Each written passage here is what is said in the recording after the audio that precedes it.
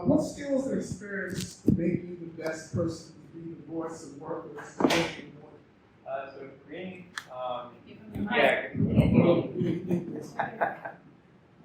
to speak for workers, a lot of my experience and my background is from being involved in the Cornell graduate student team. So I've had the personal experience of meeting people in different work situations and trying to figure out how we can come together and work together and reach solutions and gain leverage against institutions like Cornell.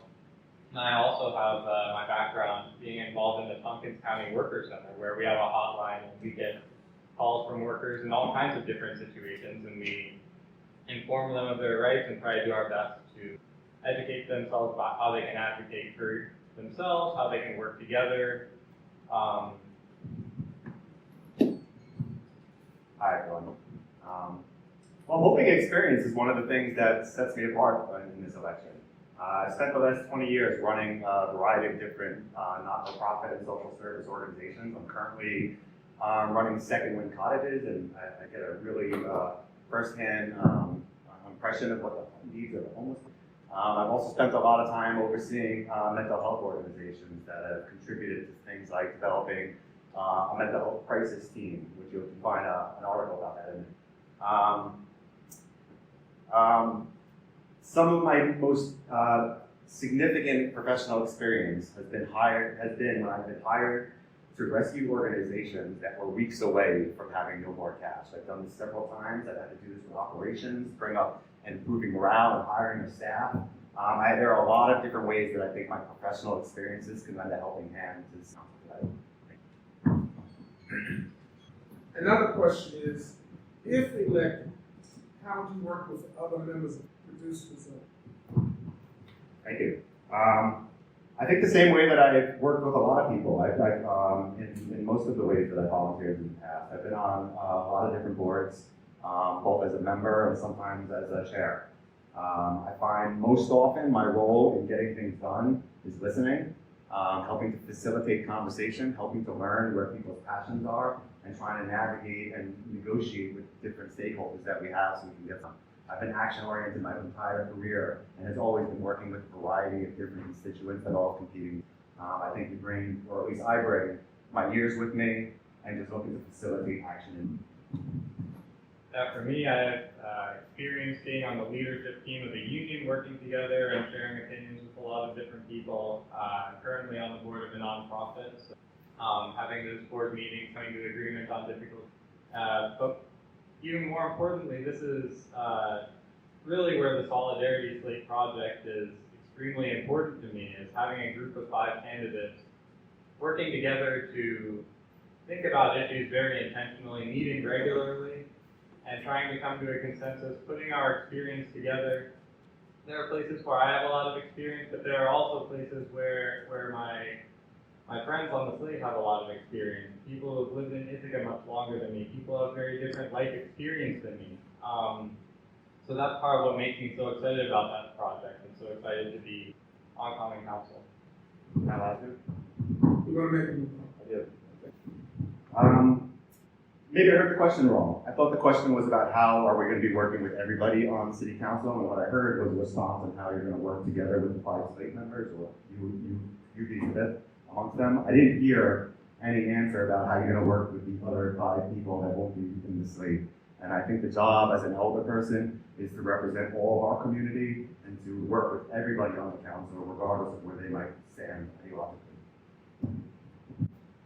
That was the first half of my response. I've been on the leadership team for a union and been on the board of a nonprofit.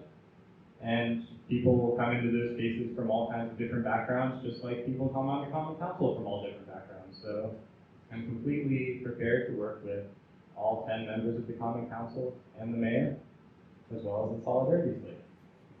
Thank you. Question you just gave. Question is, or the statement is following. Ithacans are generally liberal and accept the high tax government model. But despite high taxes and deficits, and we have a ginormous unfunded liability for retiree health and 2 times higher than total yearly revenue. Our debt was recently downgraded. Interest rates are not lowering. What do you suggest the city do to get on sound of? Yeah, so in a minute, I think the biggest problem at the root of the city's financial difficulties is Cornell being tax exempt and not being able to take revenue from all of that land and all of that property. So that's an issue that's a big priority for me. And I want to point out, this is an area where we were a leader in this a long time ago, back in the 90s when this deal was originally negotiated. This is before universities like Harvard had any kind of pilot payment, and it would be decades before other universities would catch up to us. So it's a shame that Ithaca is now, instead of being at the forefront of this, we're one of the universities among the Ivies that pays the least now. And it's really important to change that to get our city back on firm financial footing and do right by our constituents. You repeat the question? Okay, Ithacans are generally liberal and accept a high tax government model. But despite high taxes, Ithaca manages and we have an enormous unfunded liability for retiree health benefits, 2 times higher than the total yearly average. Our debt was recently downgraded. Interest rates are not low anymore. What do you suggest the city do? Sure, thank you. I mentioned briefly in the last question, but a lot of my professional experiences has been working in the financial world, working with complex finances and helping organizations get out of debt and figure out how to be solvent. I hope to bring that with me here today. I think how you fix a budget or a city that is increasing taxes every year, it certainly would be great to get a big gift from Cornell, and that's certainly a strategy we should be pursuing. But there's lots of different ways you fix financial situation. And some of them are short-term, looking at what you're doing today, the different expenditures that you're agreeing on today. Some of them are long-term, thinking about how we're going to get our staff to earn more money, how to improve the things, how to pay like benefits and improve the salaries that we owe to our municipal workforce. But I do think that's one of the strong skills that I hope to bring to the county is how to really help us navigate through a really murky financial situation right now. One of the concerns been raised by a questioner has actually from a couple of questions have to do with snow, sidewalk work. The concerns about dangers to pedestrians to get around the city and cross streets.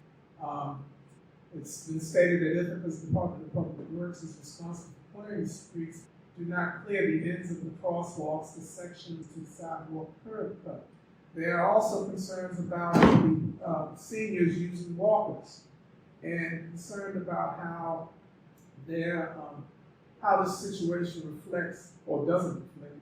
And so, how would you address this issue regarding snow? Well, I've experienced it firsthand. Corner House on Mitchell and Cornell Road is almost never plowed in the summer, and when you're in the winter, and when you're bringing your kids to school, that's often a hazard. And you know your other neighbors around the area that are having the same issues. And predominantly, it is older folks, and I don't say that as a push to blame. I say that because it becomes harder and harder. Our listserv is filled with emails looking for help to, whether it's to clean up the snow or clean up the yard or different things like that. The city has an underfunded and understaffed DPW department, so it's hard to think about today what the solution might be, other than we need to start investing more in our staff. But I think long term, and I also have a curb cut out in front of my house that's newly there. I see people struggling all the time in the winter trying to get through, and it isn't just older folks. It's people with strollers, it's people that have different kinds of mobility issues. There are a lot of things with the snow removal that are impacting people's quality of life. Thank you. Yeah, in light of how underfunded our public departments are and understaffed, I think we're incredibly grateful to the people who do clear the snow in front of their houses, while at the same time recognizing that if you have a block with 10 houses on it, even if 9 of them clear the snow, which is a pretty solid percentage, that sidewalk is still impassable for someone using a wheelchair or a walker or something like that. So realistically, we're not going to have 100% of people clearing the sidewalk every time it snows, and that means we have to have some level of municipal snow removal to ensure accessibility. So that's definitely something that I would love to see the city move on if I'm on common council. Okay, now comes a question related to the FEMA flood zone maps. Many homes and businesses in the city of Ithaca may be impacted by changes to the FEMA maps. In prior maps, most city properties were with imminent changes to the maps. Many downtown properties, these changes could trigger requirements that property owners with mortgages need to purchase flood insurance. It's highly unlikely that this possible mitigation work will be completed before the need for. What are your ideas for helping homes manage this? I think we have to take action as soon as possible to improve our infrastructure, such as the canals that can help take areas out of these flood zones. And this is just a perfect example of somewhere where it makes sense on so many levels for the state to invest, for Cornell to invest in getting this work done, because it's a cost over time to our communities having to pay these higher levels of insurance and running this risk every year of a catastrophic flood that would affect most prominently our poorer communities. So improving that infrastructure just makes sense on so many levels. It saves us in the short term, it saves us from this danger, it saves us in the long term, and it creates a lot of good jobs doing this infrastructure work at the same time. So through some avenue, I would love to get funding to improve that infrastructure. So the new FEMA flood zone maps are pretty alarming. There's the obvious impact that we're talking about, and how is it impacting the price of insurance downtown. But there's even a longer term threat, and it's, are we going to have a downtown? Are floods going, I mean, I agree that we should be thinking about the canals, but I mean, there's a long term, there's some really dark forecasts about what's going to happen to our city. I think part of what we should be thinking about is how to expand our city. I think we should be thinking about how do we partner more with the town. I think we should be thinking about how to develop more entities and how to partner better in outside of our borders. But I think in the long run, what we need to do is invest in climate change and invest in the Green New Deal, because what we're facing right now, these things aren't going to change. We just need to act proactively to think about where is the best place for us to build in this community, so that things like flood maps aren't causing dramatic shifts in people's expenses. What would you as a council member do to support taking walking and biking instead of car? Well, in Bell Sherman and South Hill, it can be pretty dangerous to cross some of our streets. There's been some poor attempts at signage, some poor attempts at speed bumps, some poor attempts at stop signs.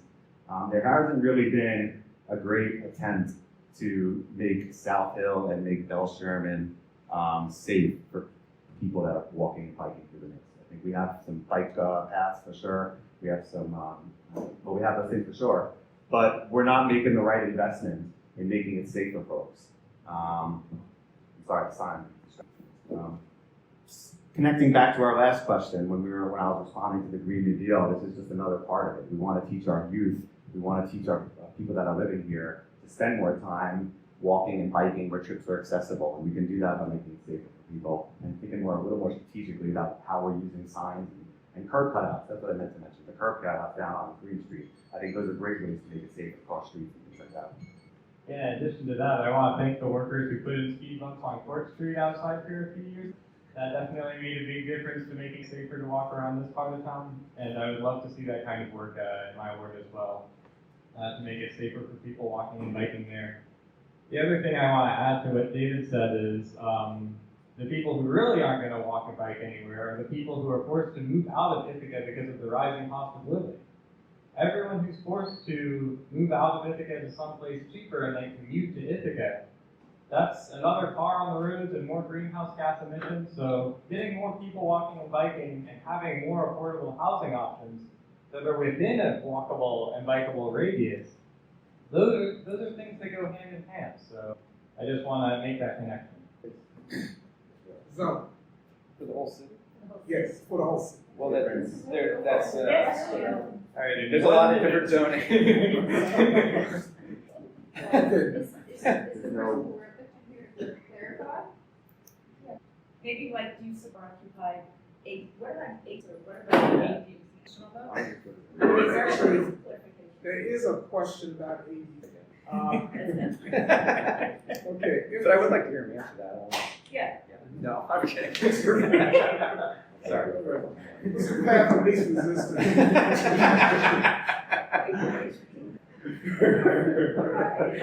Okay, here we go.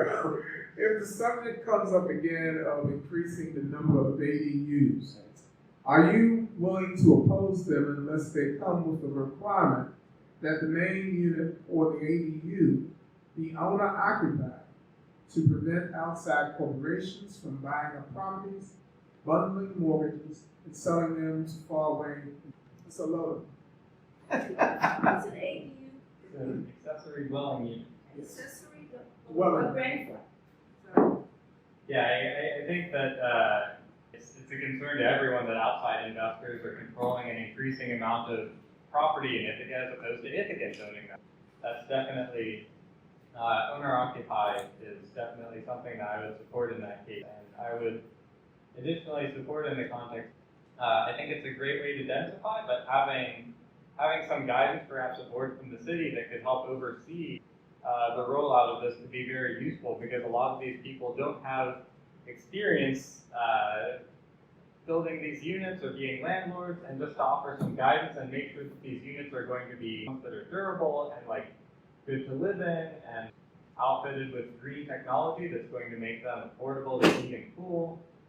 That sort of thing is things that we should also keep in mind as we're building all of this new housing and densifying in this way. Thank you. I definitely support increasing density in our neighborhoods by adding ADU. I'm a little unclear whether or not it's legal to make them owner occupancies, but there have been a lot of, there's been some reports and some legislation that's trying to make it through the council about regulating short-term rental use, having people keep up with different standards and things like that. And I think that's certainly an important thing. I think what we want and see in all of our neighborhoods, and a lot of us long-time homeowners are starting to become aware of this, is that we need more density. We do want to see more people have the opportunity to move into this community. I've seen a lot of friends who have been able to support a mortgage despite having a low income, because their apartment or their house came with an ADU attached, so it helps support both income homeowners also purchasing properties. So in the short, I guess I would say I do support it, and I would like to see the homeowners living there. Three questions. I'm going to break this up to some bite-sized chunks. I'll start with the background, and I'll read that and then a chance to respond to that. Housing projects are frequently proposed to be built on inadequately remediated toxic sites all over Ithaca, using developer tax benefits. The market rate development at the former Ithaca gun factory site is recently received tax benefits from the Tompkins County Industrial Agency, IDA. Many of the common council candidates voiced opposition to this practice, yet only one attended the IDA public hearing about the proposed and against it when the IDA formed. Can either of you respond to this or aware of this issue? Respond to it. Well, the fact that those who oppose the practice of building on these unmediated or remediated sites, adequately remediated sites, only one person showed up to the public hearing and then testified against it. Well, my reaction is that I'm a candidate that runs on his integrity and his values, and that what I say is what I believe, and I'm going to stand for it. I think if you're going to vote against something and you feel strongly about it, then yeah, you should go every time you can to speak up against it. It's surprising that people didn't. I think you mentioned one person did that. I think part of how I'm running and how I'm framing my campaign is you're looking at somebody who's dedicated their lives to public service, is committed to helping our community. And if you see me in council, if I'm elected, standing up for something I believe in, then you'll see me in the other meetings also, standing up at the same time. Yeah, I guess what I'd like to add on this point is, brings to mind when we were introduced in the other room, our host did a land acknowledgement, honoring the Guy people whose land we're on, and this is something that I greatly appreciate and I take seriously, and I think to some people, sometimes I see this like at the end of emails and stuff, and it just feels like empty words tacked onto the end of an email. Like, what does it really mean? It means in everything we do, like really considering the impact on the land and understanding like this is historical land that we're on, and if we're doing things that are going to release contamination and cause these problems, we need to think about that as a breach of trust with people who have stewarded this land for a long time. Yeah, one question. Would the candidates pledge to make sure no tax benefits are provided for in the South? Or put another way, I guess, how would you respond to that concern about the old Morse chain effect? Yeah, so if there's no way to do it in an environmentally responsible way, in a way that's respectful to the land that we're living on, then I would not support going for developing that land, and certainly wouldn't want to give tax breaks, or I forget what exactly was meant. Let's see. Would the candidates pledge to make sure no tax benefits are in the South? The tax abatement program was put in place to generate new housing and new business, but they were like things that were supposed to come with it. They were environmental things. There were jobs, living wage jobs that were supposed to come, and a lot of these projects haven't followed through on that.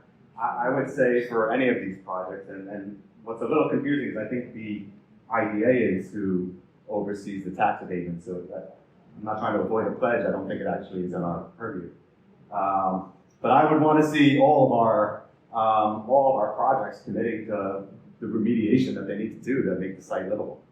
Because my understanding is it's been pretty substantially mitigated, that site.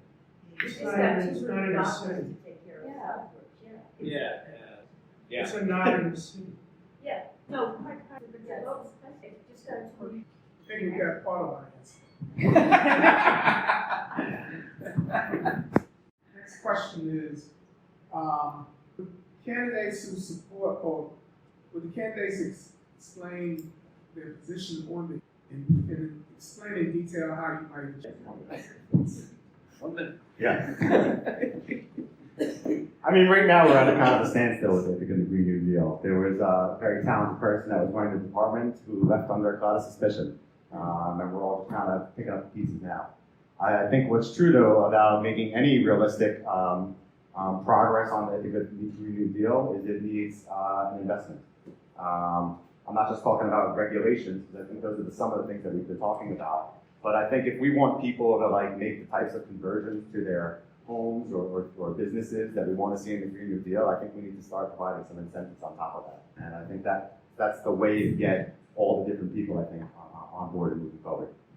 Yeah, I definitely agree. I think this is another example of a thing like flood abatement that's like an investment now is going to not only help the environment when we think about things like heat pumps, but it's also going to reduce the cost of living in the long term as well. So this is a fantastic investment we can make.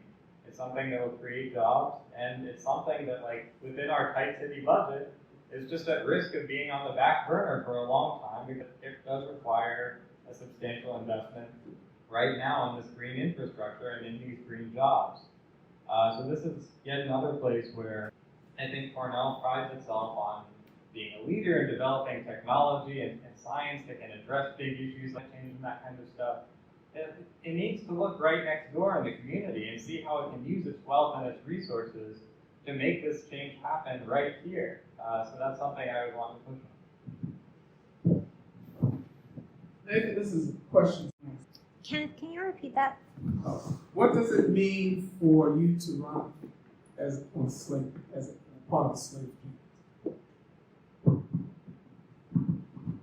Yeah, so it means that I'm part of a slate of candidates and we're running together on a common platform. And that means that we meet regularly and we discuss issues and we try to reach a consensus with each other putting together our experience on what our position should be and what the best way forward is on these issues.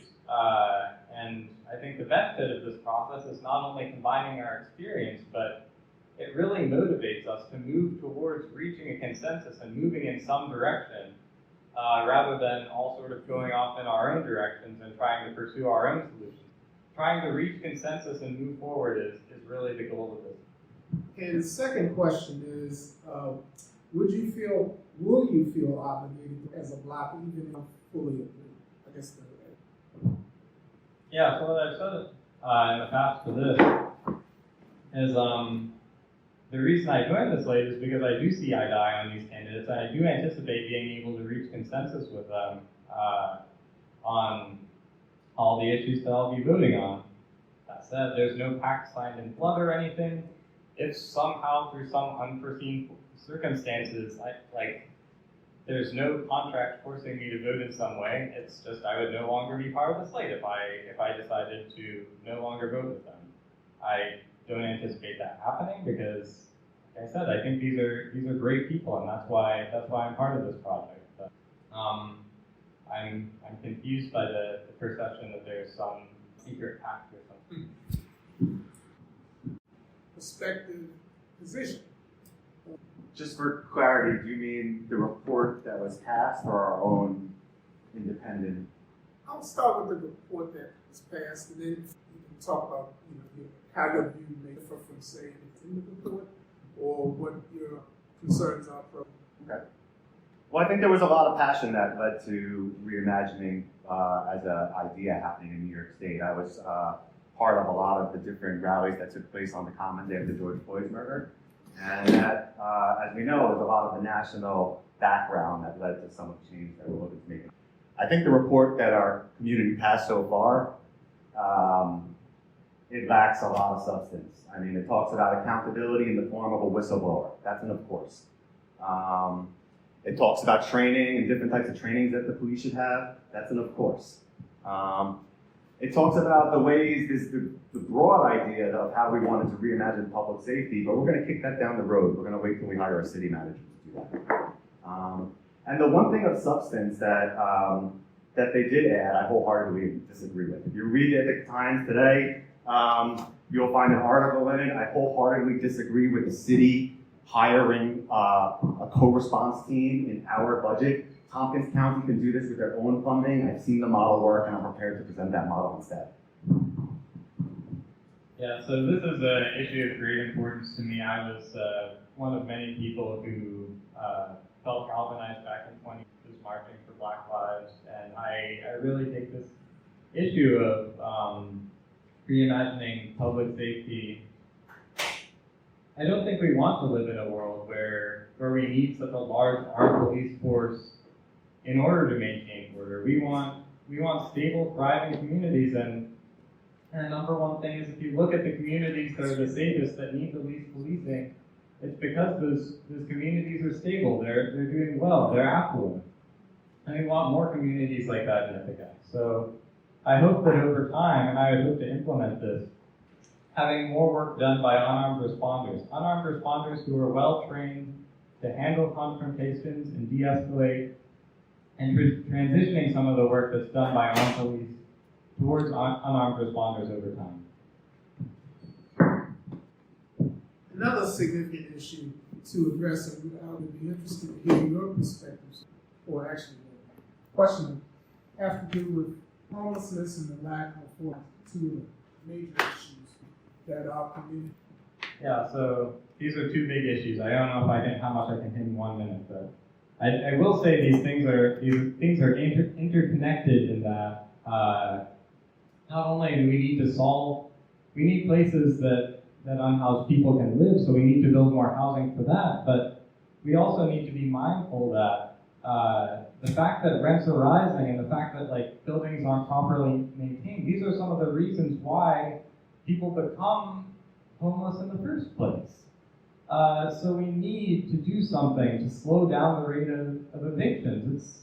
There are some weeks when it's dozens of families in eviction court. And if we don't solve that problem, then how are we ever going to solve the problem of homelessness in Ithaca. So this is a really complex problem that we have to look at from a lot of angles, and housing security is the #1 part of this.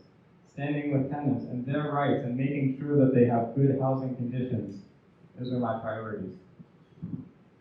So there are a lot of different reasons why somebody ends up homeless. Certainly eviction court sees a lot of it, but there are a lot of different reasons even besides that. What I see in my work is people that have experienced a tremendous amount of trauma in their lives. You're talking about whether it's the various types of ways people have been a victim of abuse, mental health, drug abuse, and also generational poverty. But you're talking about things that are very traumatizing for folks. And what worries me about a lot of the solutions for that are popping up in Ithaca, the mixed-use apartment complex that we often, or that we're trying to build at least, is you take a lot of people that are very, very traumatized, and you put them all in a big, tall building with thin walls where they can hear each other, where they can experience each other's trauma, where they don't have a place to sleep and to heal. I think talent is unfortunately a big solution for this because we're running out of land in Ithaca, but I believe wholeheartedly that people that have experienced homelessness need space and time to heal. How or are you going to promote multi-use buildings? For example, the Wood Mall, seeing as they promote walkability. How am I going to promote multi-use housing? How or would? Gosh, I mean, the city planning board and things listen to applications for all sorts of different housing. I think that everybody that's running and everybody sitting on the council right now is advocating for more affordable housing in the community. There aren't developers out there right now that are looking to put their money into projects that don't deliver market rate. There are some, like the above Cinemapolis, I forget the developer's name, who have figured out how to bring in lots of grant money to make mixed use and have all sorts of different types of projects. Those certainly fill a lot of needs, and they certainly respond to the affordability gap. But again, back to just the last question, I just caution affordability isn't the only reason people. Yeah, I mean, I don't have much to add to that. I think it also goes back to an earlier question about walkability and having people able to live closer to where they work, which just reduces the strain on so much of our infrastructure and not having people have to make these long commutes.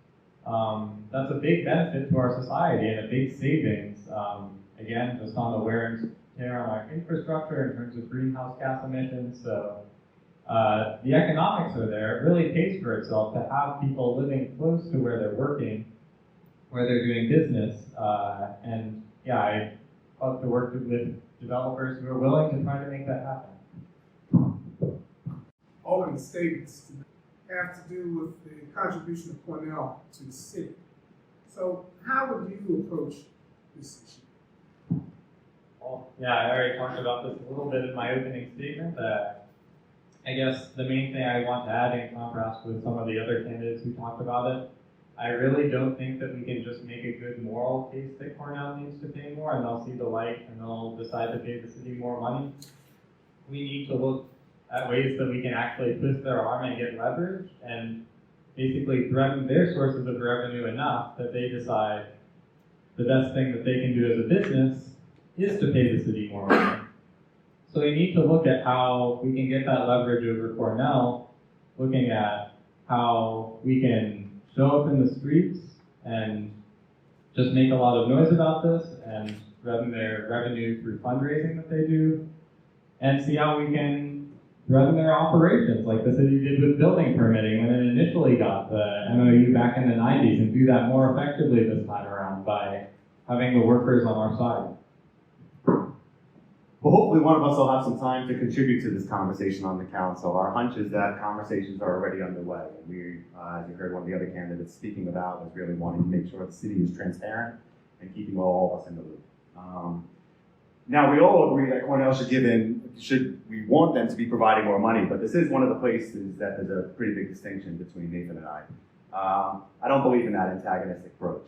I also don't believe in, I know you said the value-driven might not work, but I don't believe in going to Cornell with a wish list of things that we want to see. I think I've done a lot of fundraising in my life. I would consider like this type of negotiating with Cornell to be that type of context of how you have those conversations. And people or entities like Cornell, as much as they want to give because they might have altruistic reasons, they also give because they have selfish reasons. And you want to make a pitch to Cornell that shows how you're helping their students, how you're helping their community of people, and not necessarily how you're taking on national topics with their money. Yeah, so in terms of showing Cornell how they can help their students, well, I was a grad student there, and there would seem to be even more obvious. We're asking them to literally help themselves and their students in a way by giving us, say, gym access or free bus access or something like that, which would be a drop in the bucket for Cornell's budget. You'd think that they would see what good this would do for them, for their people, but they're really operate as a business, and they squeeze out every penny they can, and this line of reasoning was not effective in my experience. How would you work with colleagues to reach agreement on issues and policies on which you disagree? In other words, how or what would you approach your building consensus? Okay. So I've said a few different times already, but I really like to participate in meetings, but I participate. My job is when I'm sitting in a meeting is to think about all the different perspectives that are being shared and where to find commonality. I think if I could think of like a recent example of my thought process is just watching the council meeting over the last couple of months as they've been talking about tides. You have a couple of people who are really trying to bring attention to the homelessness that's taking place in the jungle. And then you have, for instance, Phoebe Brown making the point that there's a lot of other homeless people that maybe aren't the rural white people homeless in the jungle, but that are hiding more on couches and cars, etc. I think when I'm hearing those divergent, when I hear those comments being addressed, I'm thinking, how do we sweep both of these? Because I don't think right now that there's going to be enough support for instance, the Tides Light. But I'd be looking at someone like Phoebe and thinking about what are the other types of outreach that we should be providing to the neighborhoods that you're talking about, for the people that you're representing. Yeah, I think this really gets to the heart of, I'm running as a democratic socialist, as are all the members of the slate, and there's sort of a divergence on some points between what people see as sort of free market capitalist solutions to problems versus more socialist solutions to problems. And part of the goal of this project, I think, is to prove that these socialist ideas, these democratic socialist ideas can work, that like creating more democracy in the workplace, more democracy in the housing market, those approaches can work. And I think getting more people to that point of view and getting more people on board with that consensus comes through demonstrating what's possible with those policies on common council. So I hope that if we're elected, we can make that progress and help not just advance the needs of the people of Ithaca, but also help people see that there's a better way than free market capitalism. That's a nice segue to. Who's that directed to? I was just asking Yeah. Who goes first on that one? I guess that's me first. I just keep talking, that's great. Yeah, and the way that I see democratic socialism is just sort of taking that democracy from our political system and bringing it into places like the workplace, where traditionally, in, for instance, a non-union business, workers have very limited rights. It's the whole operation of the business and how the profits are allocated. That's all controlled by management and ownership. So the socialist approach is putting some of that power back in the hands of regular people, the people who are doing the work, through, for instance, union labor in this case, giving workers a direct bargaining say in how the business is run and how the profits will be allocated.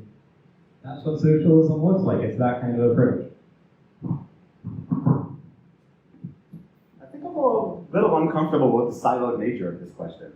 I think there are a lot of liberal Democrats that define themselves very differently from one another. Just like I'm sure there are people on the slate who don't share 100% of their opinions. There are people in the Democratic Socialists of Ithaca that don't share 100% of opinions. What distinguishes me is that I think for myself, and that, I mean, in terms of this question, is that I'm gonna like listen to my public, to my community, and I'm always gonna be leading with my heart and trying to help the people around me. So if that makes me a socialist or a Democrat or something in between, or I'm not sure what, I'm running as a Democrat today, obviously. But I think the labels we need to get out of the silos. As we, how many more? Thank you. Put up the ground. Okay, how will you work with the county on issues related to the jail? You've already talked about public safety as part of this question. And the need for additional officers and parking in the center of the city. That's two different questions. The first one. Oh, how will you work with the county on issues related to the jail? I guess I'm assuming that may be the need for a new jail, or plans toward that, and the need for additional offices and parking in the center of the city. I don't support tearing down these houses downtown and building a new center for government operations, or new parking for the center of government. I don't support that at all. That was the second part of your question. Can you remind me of the first? Okay, the first is related to the jail. Oh, the jail. Likewise, and I was a part of these conversations several years ago.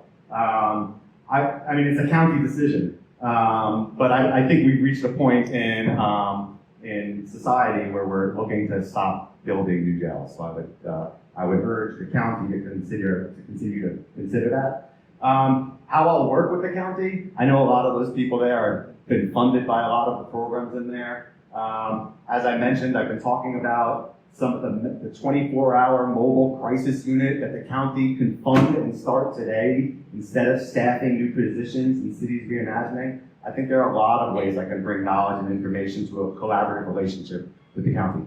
Thank you. Yeah, hopefully of all things, we're not going to spend public money on building more jails. I mean, I don't think a really modern, beautiful, fancy jail is necessarily going to correspond to better conditions for the people incarcerated there in any case. So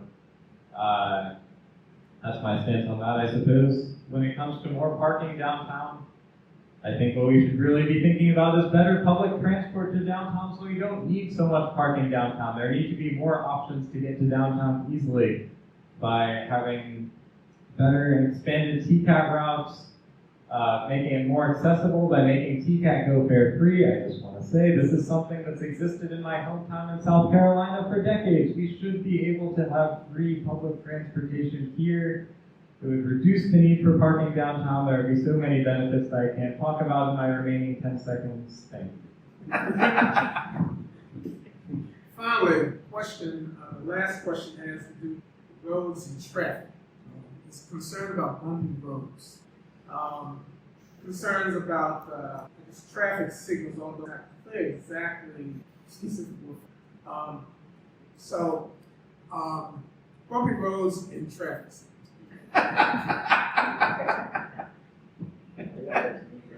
Yeah. Are you in favor? Or? Yeah. It would be very, very hot take. Roads that have the bumps only where we want the bumps to be, but not where we don't want the bumps to be. That's something that we can all agree that we should try to aspire to. But yeah, on a more serious note, maybe getting that funding and staffing to our Department of Public Works so that that's actually possible and achievable. That would be a great thing. I was talking earlier today to John Hartel, who is mayor of Lansing for 25 years. He said, after 25 years, I finally got the town debt-free and pothole-free, and that was his proudest accomplishment. So, given that, I don't know if 4 years is a realistic time frame, but I would love to have fewer potholes and do what I can on that front. So this is like the running joke in Ithaca. I mean, Mayor Savante routinely talks about, our former Mayor Savante routinely talks about potholes. And it's so clear when roads get fixed because you notice the one street around town that you're no longer hitting potholes in. So now, like, that's Columbia Street. A few years ago it was Giles, but now I'm hitting Giles all the time with cars. We have a 15% of our budget goes to debt financing. We need to get our financial operations in order. Things like potholes and street safety, just like accountability for police, these should be no-brainers. But we're struggling to do these because we don't have our financial house in order. Okay, we're close to the end of our hour together. We'd like for each of you to make closing statements of 2 minutes. Williams, we start. I don't think I'll need 2 minutes. A lot of you might have seen me before, or maybe you haven't, but this isn't my first rodeo. I ran for office before. I ran for county legislature after I was inspired with a lot of the political movement that was happening back in 2017. I ran for Board of Education more recently than that for some of the same reasons that I'm talking about today. But I've had to reconcile a lot in my life with the fact that I don't win. I've ran a few times and I have not won. And people sometimes tell me I shouldn't talk about this. But I've had to reconcile that. And as much as I'm here telling you how much I'm committed and how dedicated I am to doing this work, the real thing that I have to reconcile with is that desire alone doesn't make me your best candidate. I'm so proud of the ways that I've contributed in the past. And I really feel proud that I ran as a Democrat and that I've lost against some really tremendous people in this town. People like the late Henry Granison, people like Nicola Fave, people like, a lot of good people. And I realized this job is not entitled to me. This job has been entitled to people that look like me for a really long time. And it's not my entitlement anymore. But I can promise you that if you elect me, I'm going to work hard for everybody. I'm going to work hard for the least amongst us. I'm going to work hard for the people that live next to me and the people that live in other wards. I'm going to work really, really hard because I care. This means something to me, and I hope you'll vote for me.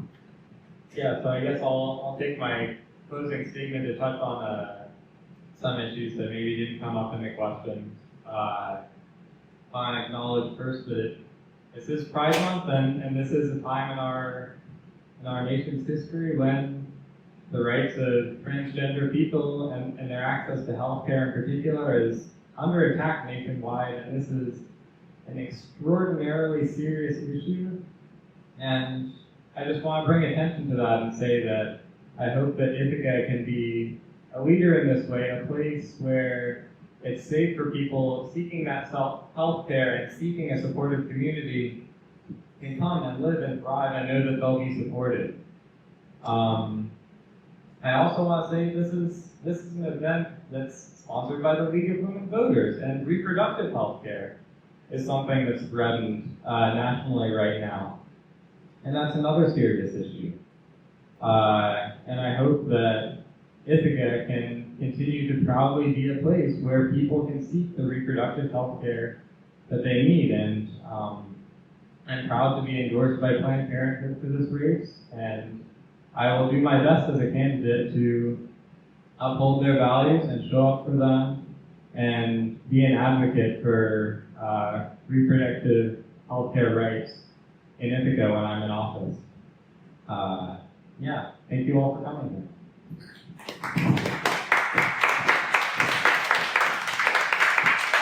Thank you, David. Thank you, Nathan. Thank you all for engaging in this exercise, civic engagement. We need more of this in our communities. Answer that, can